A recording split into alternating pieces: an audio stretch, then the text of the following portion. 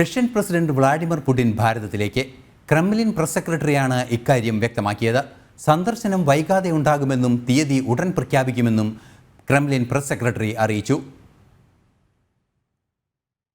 പ്രധാനമന്ത്രി നരേന്ദ്രമോദിയുടെ റഷ്യൻ സന്ദർശനത്തിന് പിന്നാലെ പുടിൻ ഭാരതം സന്ദർശിക്കുമെന്ന് റിപ്പോർട്ടുകൾ പുറത്തുവന്നിരുന്നു. റഷ്യ യുക്രൈൻ യുദ്ധം ശാശ്വതമായി പരിഹരിക്കാനുള്ള നീക്കവും പ്രധാനമന്ത്രി നരേന്ദ്രമോദി തുടങ്ങിവെച്ചിരുന്നു. റഷ്യൻ സന്ദർശനത്തിന് പിന്നാലെ യുക്രൈനും നരേന്ദ്രമോദി സന്ദർശിച്ചു. തുടർന്നാണ് റഷ്യൻ പ്രസിഡന്റ് ഭാരതം സന്ദർശിക്കുമെന്ന സ്ഥിരീകരണം വരുന്നത്. Kremlin press secretary Dmitry Peskov ഇക്കാര്യം സ്ഥിരീകരിച്ചു.